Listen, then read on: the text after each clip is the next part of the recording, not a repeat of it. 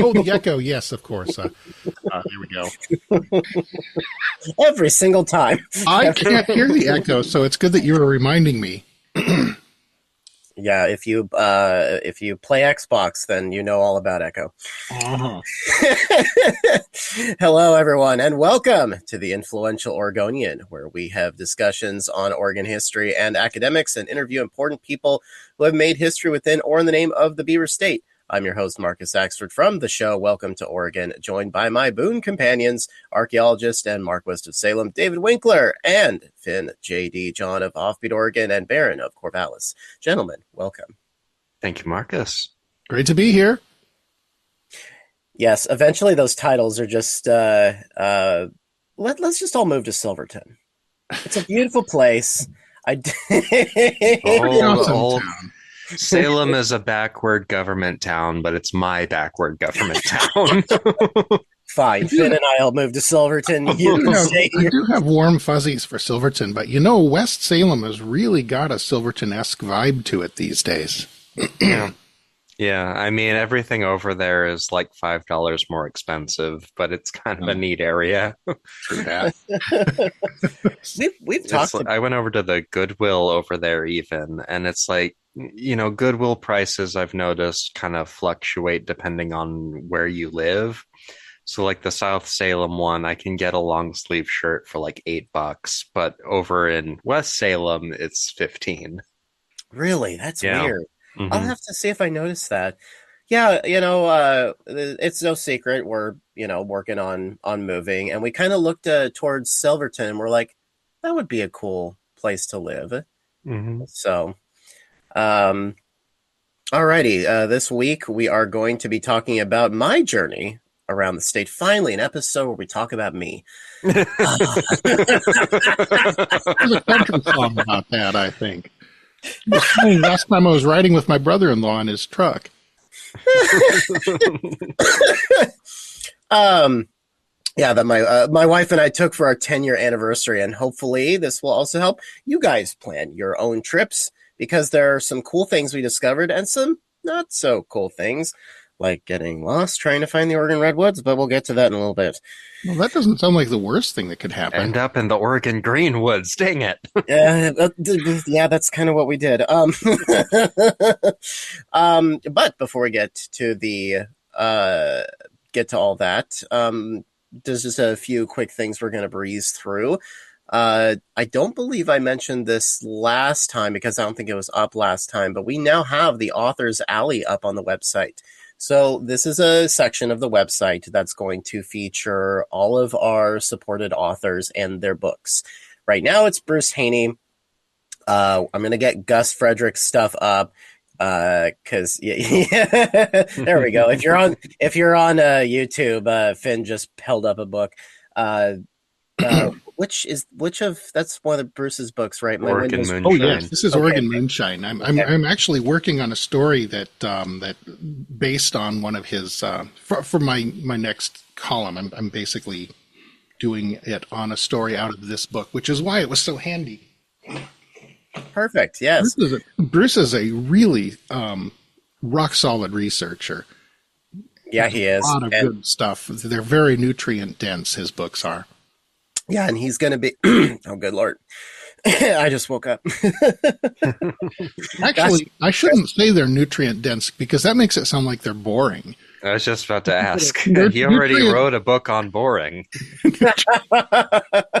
Nutrient dense foods, you're usually thinking of things like, I don't know, Cliff Bars or something. Those things that are like a mouthful of flour with a couple of raisins in it. Mm-hmm. That's not the experience. That's not what I meant. What's wrong with a mouthful of raisins? I was weird. I was a weird kid. I read the dictionary and I consumed Brussels sprouts like no tomorrow. Yeah. But yeah. So Bruce is writing at least one episode, possibly two, for what I'm hoping is going to be our third round of 5 weeks of frights this October. Again, I know last year because I ended up getting COVID and everything went sideways. We didn't quite get those full 5 weeks in, but we're going to really try hard for this time now that we have some very talented writers. Which, speaking of which, Gus is now on as a writer. Really? Well, I that's asked, yep, awesome. yeah, I asked him, do you want to, because he's been so excited and involved and stuff. I'm like, do you just want to write for the network? And he said, yes, please. So I might actually hit him up and see if he wants to do anything for 5 weeks of Frights. It's really exciting because, again, it gets the workload off of me, and it gives everyone else a chance to kind of showcase what they can do, as well as kind of exercise my own ability to read other people's work and kind of give me some practice at it instead of just writing my own. I edit it enough for me to be able to do it, but I try to keep everything as true to what our writers have written as possible. So, yeah, it's a great setup. It brings some, because we all have ruts we get into, and it helps stay out of the ruts. yeah, well, like I said, with temperature, this office has been really fun to walk out to and then go, nope, and turn right around. I just don't. I'm sorry, guys. I really want to produce another episode of Welcome to Oregon, but I've got 52 other episodes that you can listen to while I'm not baking in here. So, yeah, I'll mention something else real quick because there's another author from Silverton that I've been talking to, and that's John Parento, I believe. Parento, I believe is his last name is. Oh, is he the fellow that you met down in Southern Oregon on your vacation? No, and to that point, unfortunately, David, I did not meet up with with my Finn? Yes. Oh, dang. Okay. Another time. I'm doing my best, people, to remember everything for only being up for an hour. Well, this Finn now is my Finn, so we're going to have to come up with a different naming system. Yeah, you guys will find out why that didn't line up here soon. But no, John Parento is a really cool guy. I didn't realize how cool until I actually talked to him on the phone. I'm now in a couple of Silverton groups because of circumstances, and I saw this author that had posted promoting his book, and I thought, oh, that looks like a cool book. He looks like a cool author. Again, that's what we do. We support our state authors and stuff, and so I hit him up. He's a filmmaker living down in Los Angeles right now, and he's worked on quite a few titles that you guys might know for visual effects, including Iron Man 2. Oh, wow. Local royalty. Yeah. So I don't know where that's going to go quite yet, but I'm excited. He's checking out the network and stuff, and he said, let me know what I could do for the network. And I said, well, I'm at that point where I don't like talking about money with people, but in order to get stuff done, you kind of have to just bite the bullet and talk money with people. And that was one of the things I said, well, obviously financial stuff is always great because it helps us grow, but even helping us connect with other people helps us. He's a pretty big name. He might know some other people that are connected with Oregon. I told him I don't even care if they're not from Oregon. If they've just visited here and they love the state, connect us. Well, if he needs one of us to sleep with a producer, I'll bite the bullet. I'm so lonely.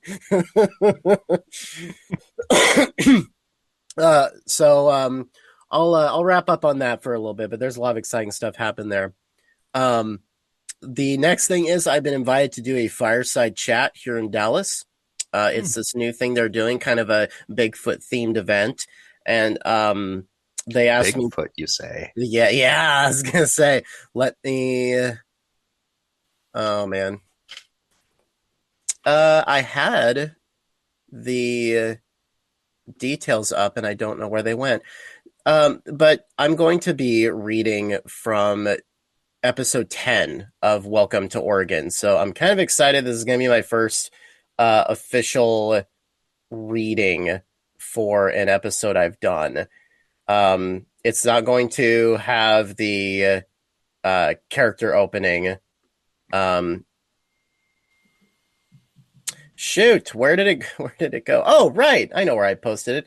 So, if you're part of the Facebook group, then you'll see that I did post it there, and I posted a couple of images, which are the images I'm trying to bring up now, so I can let you guys know when this is supposed to be. That Facebook page being the Oregon Voices Network. Go check it out. Yes. Here we go. Okay, September 27th and 28th. I'm not sure which day I'm doing, if I'm doing both of them, if I'm doing one of them. I think it's the 28th, but Bigfoot is coming to Dallas in September, hosted in our beautiful city park. Bigfoot Barbecue and Brews will be a family-friendly event that highlights the amenities of our fantastic community with vendors, live music, and activities. On September 27th and 28th, let's embrace our Bigfoot enthusiasts and direct our visitors to your business. So yeah, that's kind of the gist of it. And I'm going to be doing, like I said, episode 10, Wild Men. The Chamber of Commerce reached out to me and they're like, can you do 30 minutes? And I'm like, boy, can I? I don't even have 30 minutes of material. I'll read for 5 and just rest for the rest. I just thought it was funny. They're like, well, we need Bigfoot related material. I'm like, Yeah. What episode have I done? I was kind of hoping it would be like an investigator enthusiast type event, like the one up in Kelso. But I guess it makes sense that like that's not something that would really promote a town or a local business, apart from having a couple RVs full of weirdos roll in.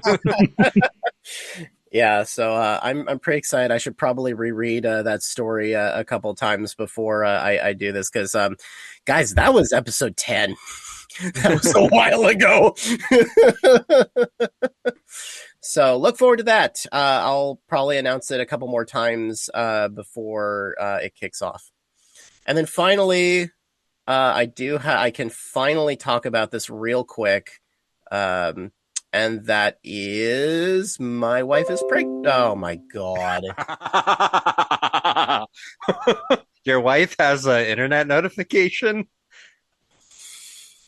This show, guys. Very special show.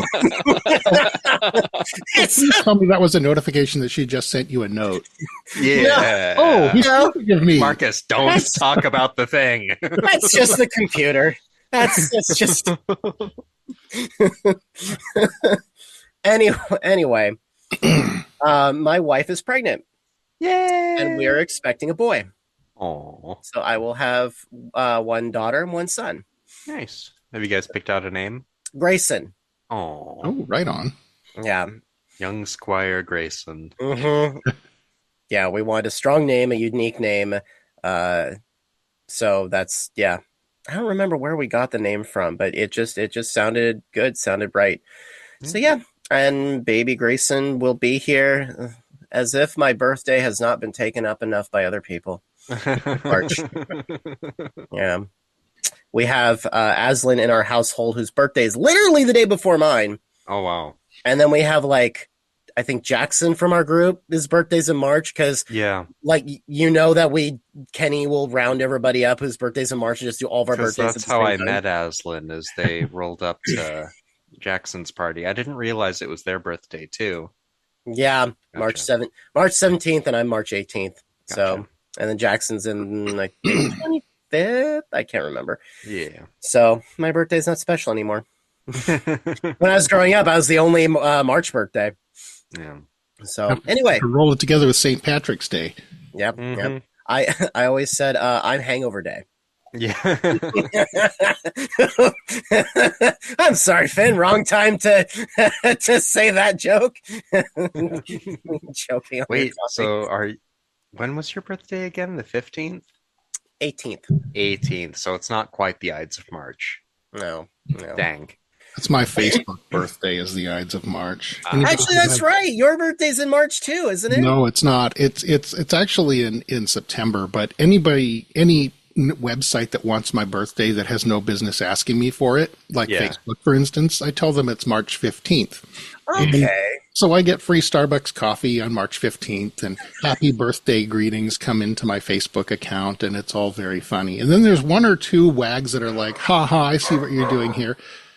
Yeah. Speaking of wags. And then you drink your free coffee and you think of our dear departed Caesar. That's exactly what I do. And then I'm sad on my actual birthday when I don't get my birthday coffee. But you know, it's okay. Starbucks doesn't need to know when I was born. No. See, that's funny because when I saw that this past year, I had the duality of, oh, that's cool. We share a birthday month. Get out of my birthday month.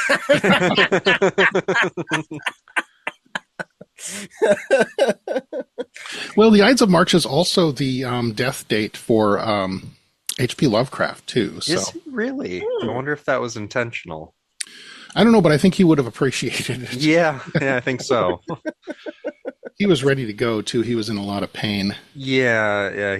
I don't think he lived a very happy life. Yeah, I mean, sure, he had some moments, but Yeah. the whole thing was basically, I mean, to be born into great wealth and then just steadily lose it all until at the end you're just eating beans and cheese and saving up money to ride the bus around. Like It's Aleister interesting. Crowley, pretty much. Yeah, it is really interesting how many like great writers die penniless, or how great stories you hear about you don't know anything about the author, like you should. I wonder if there's a moral lesson in there for us. But you forget we have a podcast. We have several. I think the moral lesson is that con artistry pays better than actual production of valuable content. And that's why I have a West Salem bridge to sell to our audience members. Absolutely. Now, which one? There are two, aren't there? Yeah, there's That one little going itty-bitty in and one that one goes to leaving. Minto Brown. I'm only selling one, though, so it's a bargain. Oh wait, yeah, there's the one going to Minto Brown now. Yeah. That's a That isn't footbridge. West Salem, though, I don't suppose. No. It's from the Salem to the island in the middle. Yeah, and then back to the other side of Salem. Mhm. Although actually downtown is South Salem, so it just goes to a different part of South Salem. Well, okay, I'm going to be taking up more air here in a little bit, so I'm going to kick it off to David. One of the difficult things about working in cultural resource management is sometimes there are very long spans where you just don't have any work or projects going on. Got it, Finn, next. Yeah. So I've been on like a 4-week vacation, which has been kind of nice, but I'm also kind of twiddling my thumbs. So Finn. Well, I mean, we do have D&D tonight, which is really exciting. So yeah. Yes, we're at the carnival in our Witchlight campaign. And later I wanted to talk to you about maybe inviting somebody to play, even for a little bit. Sure, because we might have somebody. Well, we'll figure it out. We might have had somebody leave, but then Jethro might come in. But who knows who else will have leave? So we'll figure it out. But I'm not prepared at all. I have not written anything, but we're at a point where you guys are just kind of, if anybody knows anything about D&D, especially the Witchlight campaign, you guys are just going around playing games at this point. I don't necessarily need. There's a couple of underlying like main stories that I need to make sure that poke their heads up every now and again, like the end of the last campaign where a child disappeared because I believe it was Lance's character decided to take the child's ticket, and now the child's gone because of Lance. That wasn't originally part of the plan, but then somebody pointed out, oh, it's because you took their ticket. And I'm like, yeah, I'm going with that. Yeah. I want you to feel terrible about this child's abduction. So, all right, Finn? Well, right now, today, my main project that I'm working on is preparing an Offbeat Oregon history column to send out to the newspapers. And I found a source, or a story in Bruce's book, Oregon Moonshine, which I think is going to be a lot of fun. The official government records, I got to reach out to Bruce and see if I can get him to point me to where this appears, but of this incident says, Agent Price, accompanied by Prohibition Agent Grover C. Todd, attempted to take in custody one Philip Warren, an Indian bootlegger in Grand Ronde, Oregon. Warren escaped from the officers, obtained a rifle, and fired, killing both Agents Price and Todd. He was taken in custody at the state authorities on the charge of murder. Which is interesting because, as Bruce points out, the actual story, that is true, but there's some additional details that it seems to deliberately leave out, such as the fact that Agents Price and Warren brought booze to the guy and offered it to him. And then when they ran out of booze, asked him if he could get more. When he went and found a friend who could sell him some booze, they arrested him. Then they beat him up in custody. So he went, got a rifle, shot him, and was actually acquitted of murder because the jury was so unimpressed by the blatant entrapment. Anyway, it's a fascinating story, and I can't wait to dig into it further. On top of that, I don't know if those agents would have had jurisdiction to go onto the reservation and arrest somebody. Well, yeah, I think that probably the government has to respect Indian rights more today than they did in 1922. Yeah.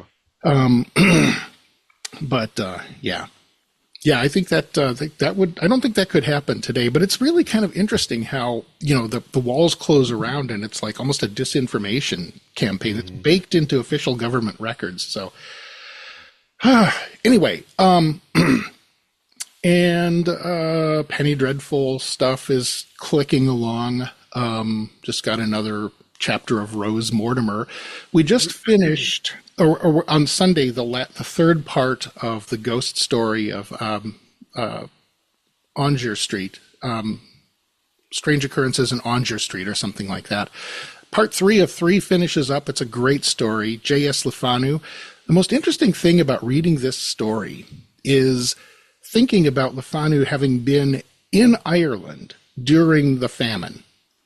And wondering, how that. I mean, the story came out in 1851. The famine broke out in 1847. It wasn't over in 1851. It was still going on.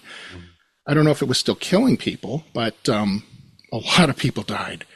And it's just interesting to be reading this art that came out of that dark place in such a ghostly, sort of darksome style. Anyway. Well, that is interesting because they also talk about like recession music and like how music gets better and art gets better when times are really hard because it's speaking to that really, true and difficult place. Like art is supposed to speak truth and speak truth to power. Yeah. The weirdest part about it was I suddenly realized there's a point at which the guy is in this house and he hears a barefoot person going down the stairs. It's a haunted mansion, basically. There's a ghost in it. He thinks it's the ghost, and he comes out to investigate, and it's a giant bloated rat, super fat, corpulent rat, basically flopping from step to step. I thought, well, that's an interesting detail. That's an interesting way to talk about the British government. Yeah. Well, what I realized, just sort of while I was in the shower, not thinking about anything, it just popped into my head. Hey, man, somebody who went through the famine in Ireland knows what a fat rat means. Mm-hmm. What that rat has gotten fat eating. Yep. And so I was like, wow, this would have been a completely different experience for someone who knew, what mass casualty events are like after the vermin get cleaning up. Is the author Irish or French? He is Irish by birth of Huguenot parents that were basically driven out of France. In Celtic, one of the words for rat also refers to French people. And so maybe there's some meta commentary about European powers. Who knows? Well, maybe so. I mean, the Huguenots didn't have a whole lot to be happy with France for, but this was after the Revolution, so everybody hated France at that point. Yeah, see, it's interesting because We all hear, especially, in the West, we hear about, the Irish potato famine. But if you really start to think about the idea, we start to realize, wait, we actually don't know what that means necessarily. It's a running joke. It's just been a part of pop culture for so long that Hmm. we only get the surface. Like, oh, yeah, potatoes, blah, blah, blah. And then it's stories like this because somebody, it's been asked me many times, like, how do you come up with ideas for stories for WTO? And this is one of the ways. It's sometimes it's not even necessarily about what events in Oregon inspire me. It's what global events. Like, okay, I want to write about the potato famine and talk more about it, and then I take that and go, okay, like I'm doing it right now. Like I'm Uh-huh. like, okay, what famines have occurred in Oregon? And then I'll come up with I'll find stories and stuff and go, cool. Now it's all plugged in and clicked together. And Yeah. then I start to go right. So sometimes it's not even Oregon that inspires me. It's something globally that I look back to Oregon and go, did this occur? Like, it sucks that I can't do that with witches. I already did the Lafayette Witch. That story is long ago told, way back in episode 2. And there is absolutely, because by the time that Oregon starts to really get on its feet, the spiritualist movement is starting. And Hmm. by the end of the Civil War, it's in full swing because so many people died that people couldn't comprehend the amount of loss, and they wanted to latch onto something to help them cope with that. So Hmm. spiritualism became that vehicle. So Yeah. yeah. And the thing with witchcraft, at least in New England, I think that stems mostly from like Puritanism and from those early variants of American Christianity. And so by the time Oregon is getting founded, I think we're well into and past the Enlightenment and kind of this era where, you know, Western society is moving away from that more, mm, I guess, that more puritanical style of religion, that old style of religion, into the different styles it would take on. So it almost makes sense because, like, one thing I learned in my anthropology classes is like cultures have kind of an interesting divide. It's like, do they blame their problems on like spirits or gods, like something they can't see or touch? Or do they blame their problems on another person, i.e., a witch? Like, I think it's I think it's in Papua New Guinea. There was a belief that like people don't die naturally. Like if somebody dies, it's the work of a witch. And so if you kind of take that and transpose it onto Western Europe, you can see these cultures like, oh, in Ireland, they blame their problems on the fair folk, on these spirits that they can't see. But in England and Spain and Germany and early America, no, we blame our problems on like a single bad actor, i.e., a witch. Or a Well then, vampire. Yeah, yeah. absolutely. Same thing. Like on a person. Like we take out those contemporary frustrations on by like sacrificing the, I guess, quote unquote undesirable within the society. Well, not to get too into the weeds of it because we have the other half of the show to do, but Yes. My but bad. no, you're good because you get me. I love when people get me thinking because I think, wait a minute. So I guess it depends on which because I can't remember when Catholicism was widely established in Ireland, but um they Long, long time ago. yeah, they still had the belief in God. But if you look, because like yeah, like wider Europe and the colonies and stuff, a lot of it came down to like religion. So Satan, Hmm. witches, devils, demons. Hmm. But yeah, like Ireland and Scotland was the fairies, the fair folk. A Well, lot even of in Scandinavia too, because they've got their hidden folk, their Hilda folk. yes. And so I think what that speaks to is like a holdover to those older indigenous societies. Because I think you can't really get rid of a culture. Like England has tried, America has tried. You can't do it. No. And so that culture just kind of changes form through the ages. So I almost wonder if there's like a holdover from those early English and French indigenous societies that say we blame our problems on a single individual acting as a witch. Or Because, yeah.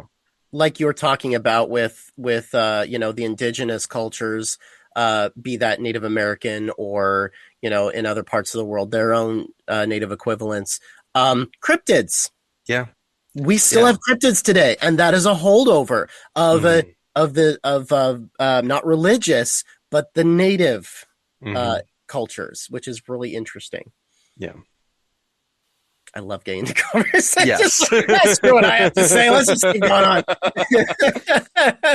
No, the episode is not titled 1,000 Miles Across Oregon to talk about. It's not referring to how long our intro is taking. Oh, my goodness. Well, are we ready to move on?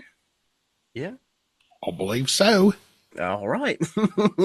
Let's mizzle on off to the main topic.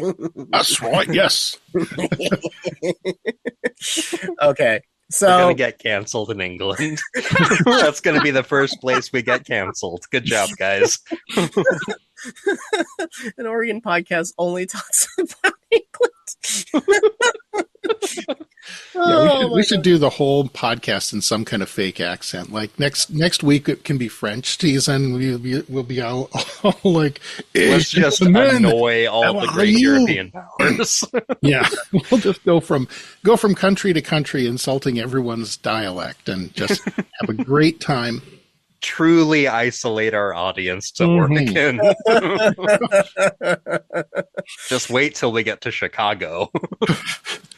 It's okay. I get made fun of around the house because I can't say Ireland without doing the accent. Ireland. Hey, Ireland. Okay, so we took a little trip recently. I had announced this a couple of weeks prior, few weeks prior, whatever, that we were going to be going on a big trip for me and my wife's 10-year anniversary. Oh, yeah. How was that mushroom experience? Oh, you were talking about in the car. Proceed. Yeah. You know what? Mushroom coffee is delicious.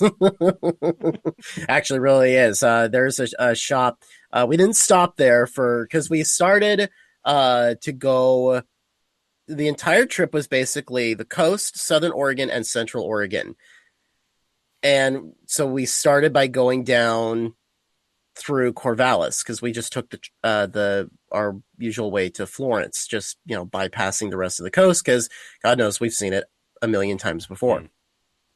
So we stop in Corvallis and putter around a little bit. There is a shop in Corvallis that there's a plant shop that actually sells like mushroom mocha coffee. And I know what you're thinking. Why would I drink mushroom coffee? It sounds gross, but it is delicious. Right. You want a nice, rich, like creamy coffee. Oh, it's so good. So, but we didn't stop there. To try it. Well, I'll have to go pay homage to our dear Baron today. Yeah, go visit your city. Yeah. I do love Corvallis. I love going there any chance I get. It's a cool town. Yeah, it is. So yeah, we go on through and go on down to the nice long stretch down to Monroe. Which, Finn, have you been down that road recently? Not in a month or so. So the evergreens that they had planted all along and makes this really cool corridor. Oh yeah, Leland cypresses. Yeah, they butchered them. Mm-hmm. Oh, probably the power company came through and was like, yeah. I'm like, well, they're gonna die. Number one, you cut them in. This is my expertise talking. Number one, you cut them in the egregiously wrong time of year. Ladies and gentlemen, coming from a professional, don't prune anything hard in the middle of summer. It kills them. Well, I've got let me finish writing that down. prune hard before summer is over, because otherwise the stump will sprout. But So yeah, we go through Monroe. We stop at every Dollar General we can during this trip. Thank God for Dollar Generals, man. They are the camper's best friend anymore, because you literally can find them in every single town. Oh my God, it's Campers great. and archaeologists, buddy. I Love don't me a know. Dollar General.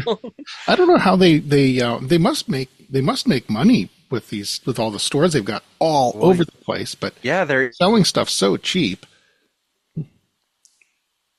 Uh-oh, I think we lost David. I think David's frozen. Oh, there he is. He's back. says, yeah, they're eating up my per diem. That's how they stay in business. Yeah. And so, yeah, going down through Monroe, going I usually love going the back way to, was that Triangle Lake, which is beautiful. Yeah. It's a beautiful drive, but we've got a long way to go. And I didn't want to waste time and fuel, because we got to take the Outback for this trip, for its first big trip. And let me tell you, I know we're not sponsored by Subaru. That's a great traveling car. Back when we had an Outback, me and Nate went out to the Sunstone country in it a couple of times, and it was just really excellent traveling vehicle. Well, you guys still have a Subaru, right? Yeah, my wife drives a Crosstrek. Yeah. And, so we are a Subaru crew. We are a Subaru podcast. Yes.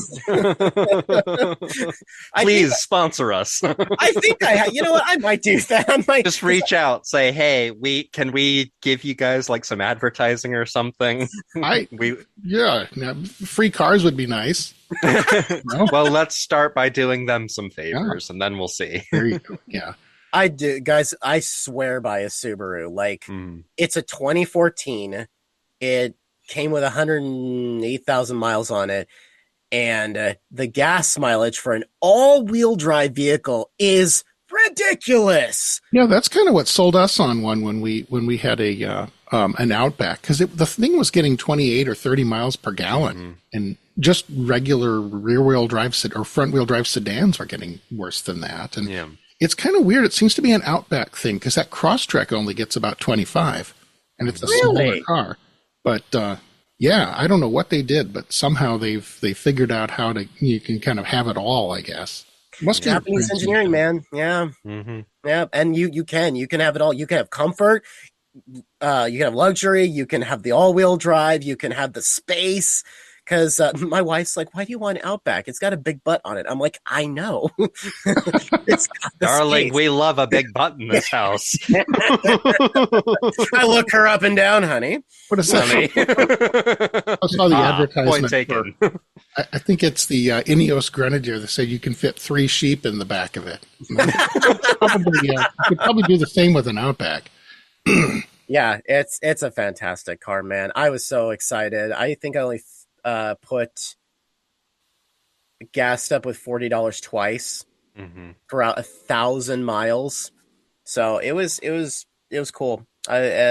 So our first leg of the journey is the coast. Well, I mean, I should say leg and a half, because we go down, we stop in Florence like we usually do, and, putter around. I always like to stop at the AMW when we can, because if you're near an original AMW, you gotta stop. And there's not that many left. So there's one in Florence, there's one in Oak Ridge, and Sweet Home. Yeah. So we just mostly drove, but we get to Bullard's Beach is where we're stopping. We got a yurt at Bullard's Beach. Oh, nice. Yeah. It was really nice. Although I gotta say, car camping was so much comfier than the mattresses on those damn yurts. I get it. They've got to buy in bulk and make them work, and they have to be a certain way for easy cleaning and all that. But my goodness, these things are just not comfortable to sleep in. But it's nice to have something to surround you at night other than a tent. So I like Bullard's Beach. We didn't do too much around there because, again, we've seen the lighthouse. We've seen all that. It's really beautiful down there. We walked around the docks and stuff. Got some really cool pictures. That I need to post to the website. We do have an art gallery that or photo gallery that I need to actually update as well. And we had, oh my goodness, I should have. Well, I think it's the only Mexican restaurant in town. So I guess it's not really too much of a stretch to say we went to the Mexican restaurant in town, in Bandon. But it's, I think there's a couple of them on the coast at least, but I can't remember the name offhand. But it was really good. It was it was busy, which tells you something. Mm-hmm. Like we were kind of like we want to do something new, you know, and so we were like, you know what, we're in the mood for Mexican food, and so we stopped. And we're like, oh God. Well, honey, that's at least we think we picked a good choice. And yeah, we grabbed some food, took it back to the yurt. Of course, stopped me at Dollar General before we before we go to the yurt. Yeah, I picked up some Magic and Corvallis stuff too. I had like 100 for you Magic fans out there. I had like $124 in credit, and so I bought like the one of the counterintelligence deck from the new Edge of Eternities, and I got Duskmorn pre-release kit and some singles and stuff. So the wife and I are just busy playing Magic to wrap up the night, and then the next Magic the Gathering, the yes, Magic card game. For those who don't know what we're talking about, and D&D stands for Dungeons and Dragons. We're nerds on this network. If you didn't know. I think that was our first leg was pretty uneventful, you know, and that was kind of how I wanted it to be. I knew we were going to be doing a lot. I didn't want to be, you know, go real heavy out of the gate. You know, the coast, again, we've done so much. So it was pretty much just drive down, get set up, kind of relax. And so the next day we start making our journey even farther. And Port Orford, or I should say Cape Blanco is the farthest my wife and I have ever gone together south. So there's probably a reason for that. I gotta say, guys, aside from like we stopped at the prehistoric park, the dinosaur park. If you don't know what that is, it's a really cool section of ancient rainforest that they've got where they've got these giant concrete representations of different dinosaurs and stuff. They've got a T-Rex out front that I took a picture of my wife for size comparison. I keep saying my wife, but everybody knows it's Jessica.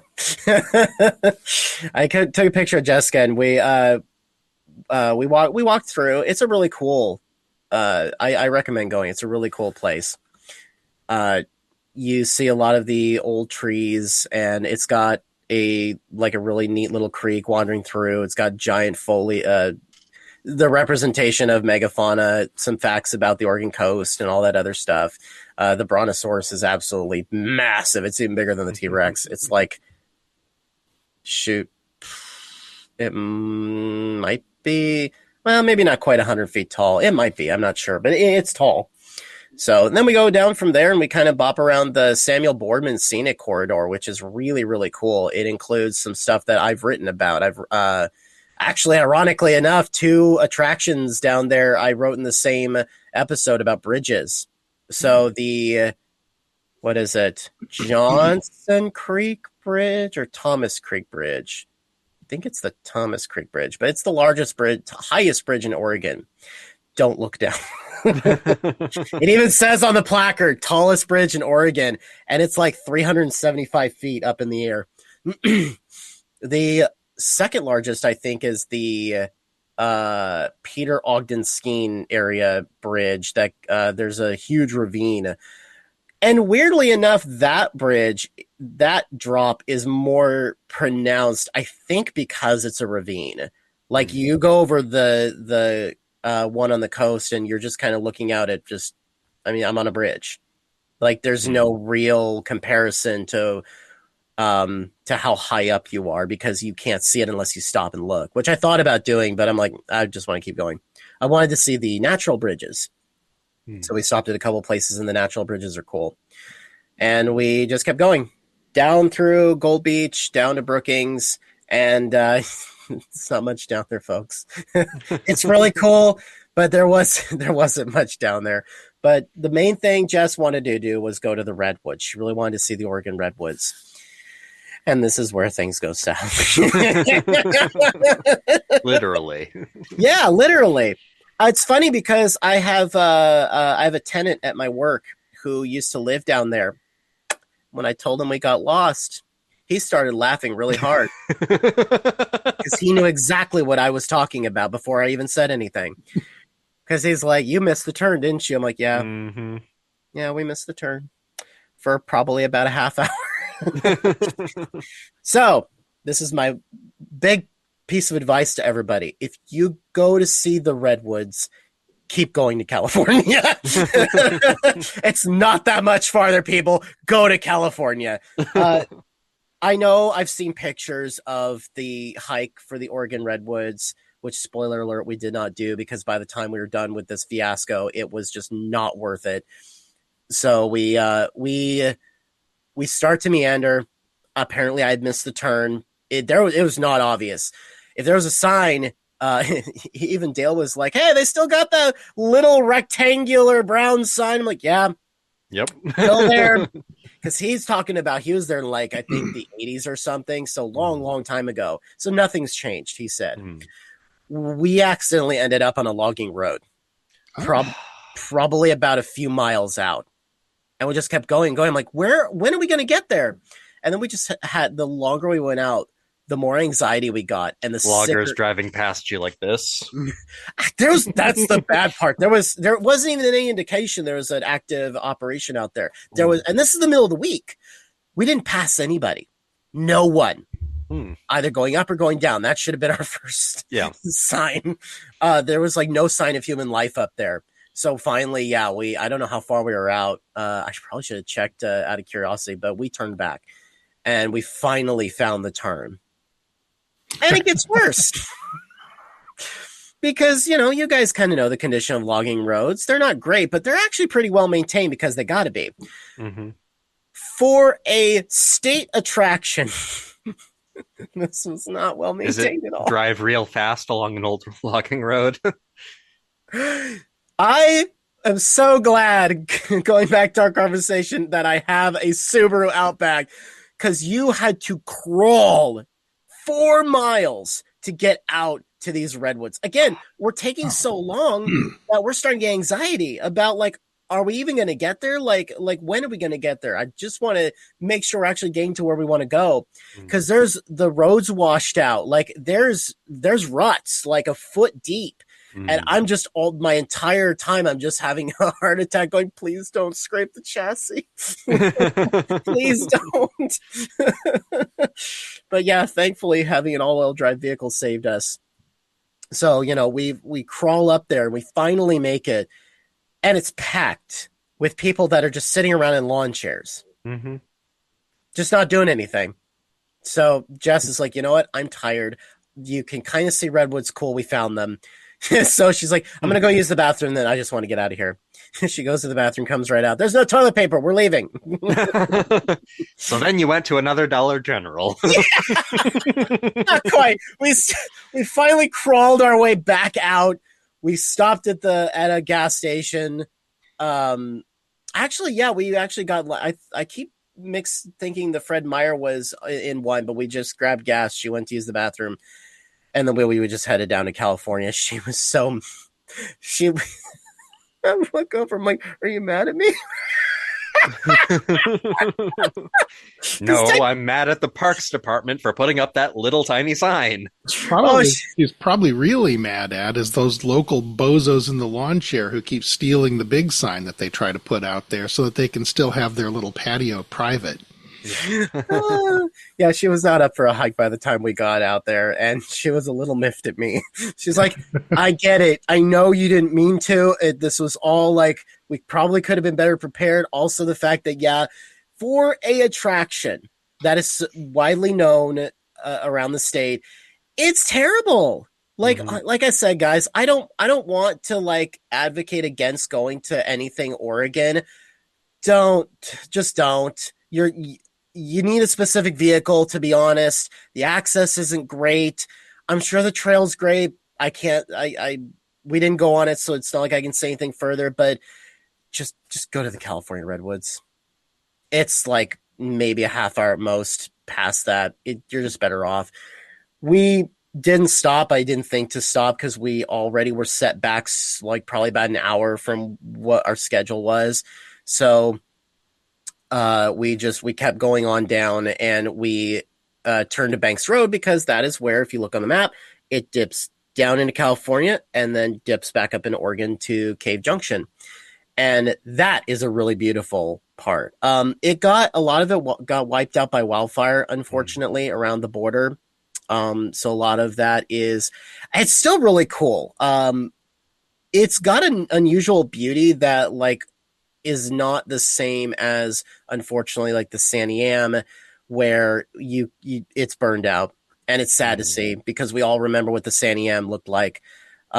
Maybe if I had gone down south and already knew what it looked like, there would have been more of but it's just really weird landscape that almost makes you think you're on another planet. The soil color is different. A lot of it's gold down there, and yellow. It's really interesting. Southern Oregon was a blast for me, I think. As miserable as it was being hot, it was a blast. Jess slept most of the way back up into Oregon, past Cave Junction. It's really cool because you pass a couple of rivers that are just dried up. They're not there. I'm sure there's probably water under all the rock, but it's just really weird to drive and go, where'd the creek go or the river go? So yeah, went past Cave Junction because my main target that I wanted to go to was Jacksonville. I was so excited to go to Jacksonville. And we stop in Wilderville for a break.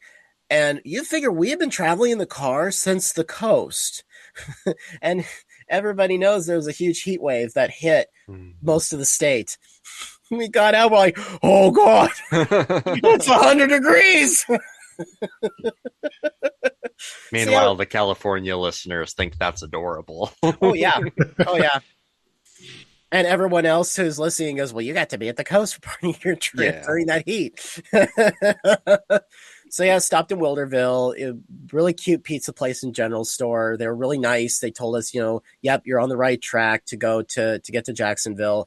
And so we drive some more, and we finally get to Jacksonville. And again, it's hot. And it would have been fine had we had been able to go into any of the businesses. Oh, David, you're going to love this. Of all the days to go to Jacksonville, their internet was down. No. So most of the businesses were closed. The ice cream parlor was open, so we went in, and by this time we've been in the car for so long, we're starting to get a little at each other. It's hot. Yeah. We don't have a plan because I thought, it's like Central Oregon, you can find a camping spot no problem.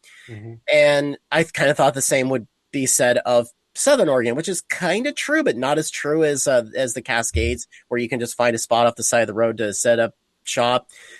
So we don't have a plan. We don't have a plan to camp somewhere, and it's like 5 o'clock by this time. So we're closing in on. We need to figure something out fast.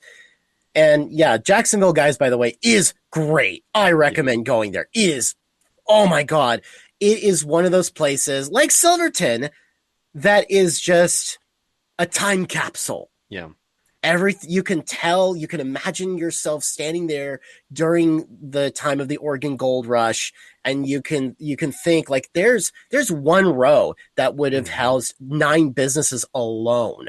Yeah. And it's cool because a lot of the buildings have their placards that said what they used to be. So, and each section, even though it's one big building, each section is decorated differently or designed differently.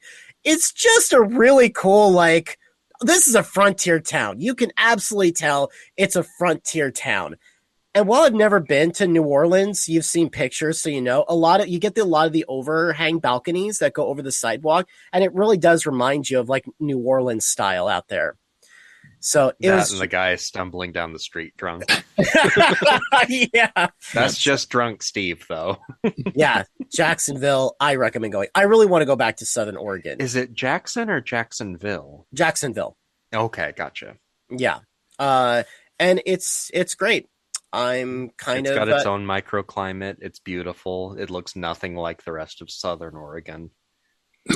no, it doesn't. But also, just Southern Oregon has a really weird beauty to it. It's It's high a desert. Yeah. It is, but it's also a lot of agriculture down there, a lot more Mhm. than you see in central, Mhm. uh, in the central high desert. It's everyththing's golden. It was just really weird, but it was also really hot. Yes. So Yes. we bopped around, like Medford and all the other cities, and we thought about going on to like Prospect in that area. Just keep going as far as we can until we can find a camp, but we realized that probably would have been a bad idea too, trying to do everything last minute. So we stopped into a Walmart and we got our bearings, and Jess got on and she's like, I found us a camp spot at Valley of the Rogue State Park, which is interesting because apparently this is the most visited state park in the state. Hmm. And it's like, but we have Silver Falls and Fort Stevens and things like that. But once you look at it, you kind of realize why. Oh, it's next to I-5. That's why. That'll Yeah. do it. Yeah. Yeah.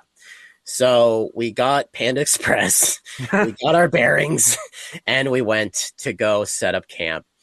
Now, this is kind of interesting because Valley of the Rogue, during fire season, they keep it wet in case a fire breaks out, and hopefully it'll keep the park preserved.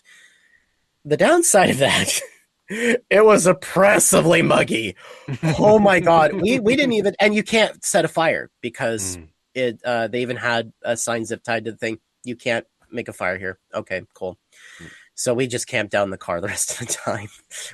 I turned the car on, let the AC run, and it didn't get cool until much later, and we rolled the windows down. But it's a really cool place. I definitely recommend if I would say next time I go to Southern Oregon, I'm just gonna stay in one or like go to a hotel or a campsite for one spot and then just travel around. Fun fact, this is the first time Jess and I have actually been on an actual road trip like this. Usually we're driving to somewhere and setting up shop and going around. But this is the first time we have spent only one night in one location every single night. So by this time, our housemates, Leah and Az, are going to be meeting us the next day. So we pack up, and then we head out, and we kind of zigzag around to get to going towards Crater Lake. So, and that was beautiful too. Actually, I got to visit another location that I've written about in the Bridges episode, which was the natural bridge created by the lava tube, where the Rogue River sinks underground for a short time. And again, another attraction I absolutely recommend. So we get to our next destinations. We get to Paulina. We get there. We meet up. We set up camp. We all go into Bend and kind of putter around, do our usual things. Because at this point, now we're in a location where we know where everything is. We've done this stuff before. There is a restaurant recommendation I have for everybody, and I believe it's Mountain Burger in Bend. It's really good. Their specialty that I got for the chef's specialty for the day or whatever was I can't remember the exact burger name, but it had shredded Brussels sprouts in it. And of course, as you guys know, I like weird food. I like combinations that aren't supposed to go together, which is why when I was in Jacksonville, I got peanut butter and jelly ice cream. Oh, that's good, actually. Yeah. Sounds good. It was good. Oh my God, I loved it. And so, yeah, we had dinner, we puttered around, and then we went back, and because I think it got dark by the time we got there. So we hung out, we just, talked, and then went to bed, and then woke up the next day and got to do the all of the Paulina. Again, if you live in Oregon, you have to go to Paulina, the Newberry Crater area. That is an experience all unto itself. Honestly, I'm gonna get canceled over this. Crater Lake is a little overrated. little bit. Only because I will say, if you couldn't get that experience anywhere else in the state, understandable. Go to Paulina. Go make the journey up to the rim. In fact, the picture I set for this episode, if you're watching on YouTube, is of me and Jessica with the background of Paulina.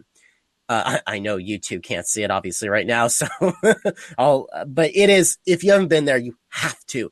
It is spectacular because unlike Crater Lake, on that rim, you are getting a 360-degree view of the state. Wow. Yeah. You get to see the obsidian flow down below. It makes you feel small. It really reminds you of your place in the world, man. Holy crap. So, and yeah, we went down. We kind of we showed Az and Leah the obsidian a little bit. I would go do that walk early in the morning because it's an obsidian field. Mm-hmm. It's glass. It's ash. It gets hot really easily, and even with a little bit of sun, that's kind of what happened. So went up, kind of showed them a little bit, went down, and the next stop was going to be Lava River Cave. Time to impart my next bit of wisdom to you guys. Which, by the way, in the timeline right now, we're on Saturday? No, Friday. Yeah, Saturday. Good Lord, I'm losing track. So we're towards the tail end of the trip, I promise. But we had this happen with Shore Acres as well for the Christmas light show. Unfortunately, now Lava River Cave is by reservation only. You can't just go and park. They did this because there's only so much parking, and people were parking on the road to walk in, which is funny because the way the gal worded it, she's like, oh, it's just, the reservation is just for your car, not you. And I'm thinking, she's like, you can have somebody drop you off or whatever. And I'm thinking, doesn't that defeat the point of discouraging people from parking somewhere else around here and just walking? But yeah, I really wanted to, but you know, Leah was even like, because it was, I really, all three of us have seen it before. Leah hadn't. So it was really to like show her, and she's like, don't worry, we can do it another time. We're close enough. We're only a couple hours away. We can do this again. Mm-hmm. So yeah, just to let you guys know, it is by reservation now. It's been that way for a year or two. To be fair, I hadn't been there in like 7 years or something like that, 7-8 years. Yeah. So, so we went down to Crater Lake because Leah hadn't seen that either. And, another reason I will say that Paulina view is better, it's not crowded. Guys, Crater Lake is miserable anymore. It is such a draw. There's so many people. They're doing construction there right now. So we were backed up all the way to the entrance. Actually, that really wasn't the reason why. It just takes so long to get checked in, get in, and drive up there and to find a parking spot at the village or at an overlook. It is just miserable. It's a really cool view. If you can make it up there, I still do recommend it. It's iconic. It's iconic to us. It's iconic to our nation. But you're gonna prepare to have a hard time when you go. It's just so freaking crowded. So we get down to Crater Lake, and by this time, honestly, we're tired. Jess and I, we've traveled on like 1,000 miles. We're tired. We're like, okay, did we make your guys' one night up here worth it? Cool. We head back. We packed up, and we're like, cool. We'll stop in Sisters, which is another hang up we had. Because, hey, guys, I don't know if you've seen the news lately, but they've got this wee little fire that's raging close to there.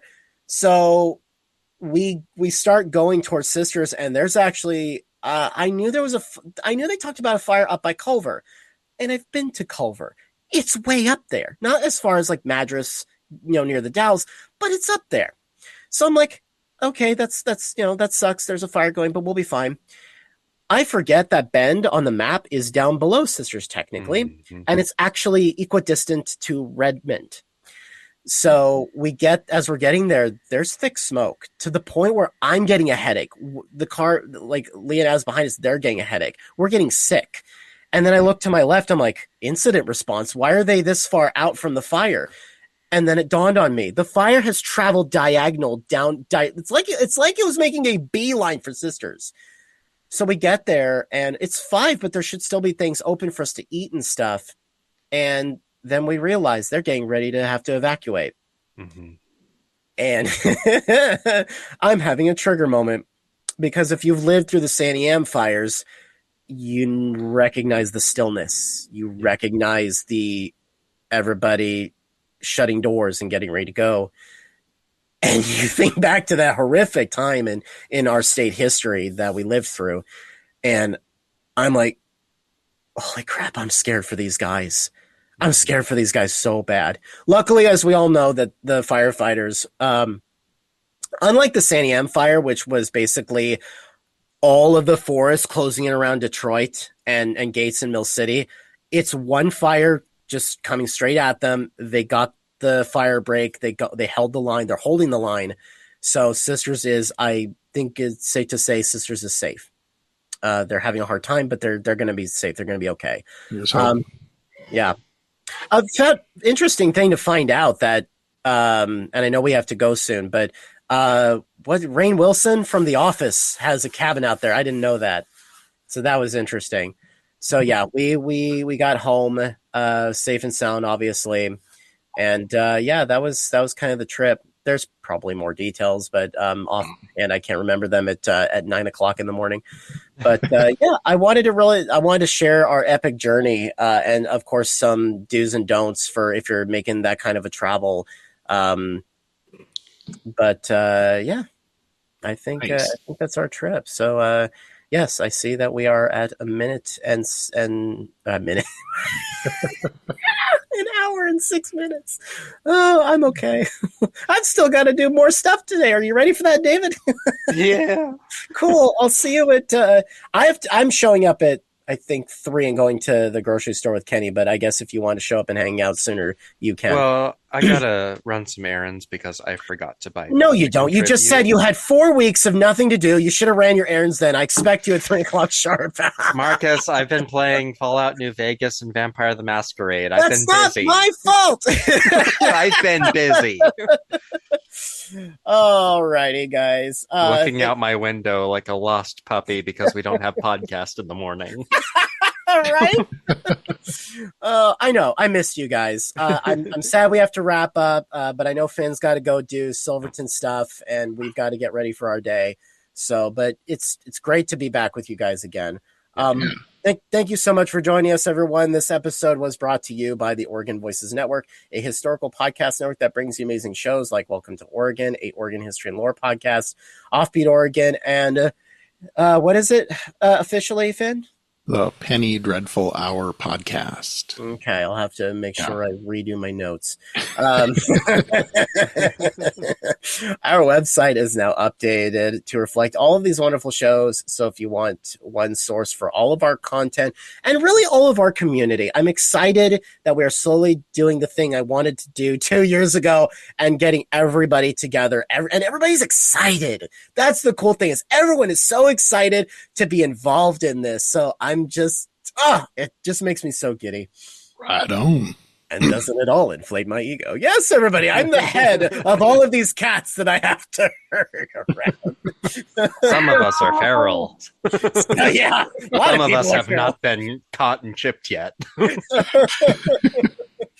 So all of our content, social links like our Facebook group, page, and Discord, occasional articles, a store supplied by local artists and more, because we do have, oh shoot, that's what I forgot to say.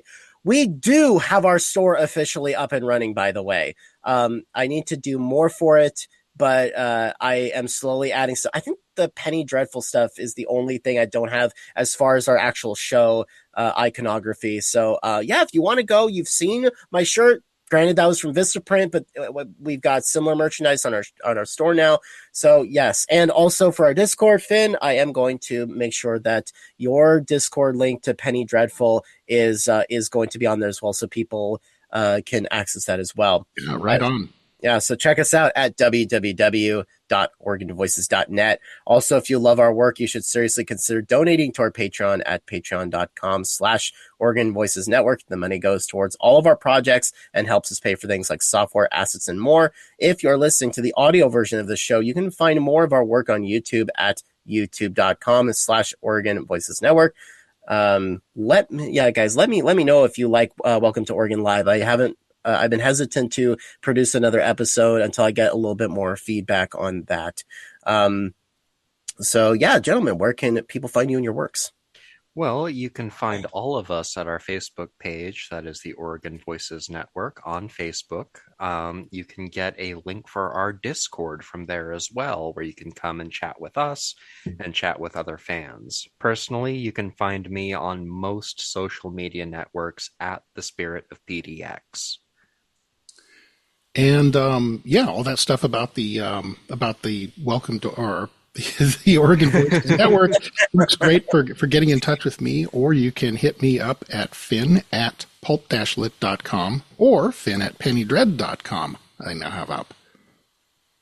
Yay! Nice. Oh, I hate to click stop recording, but I'm gonna have to.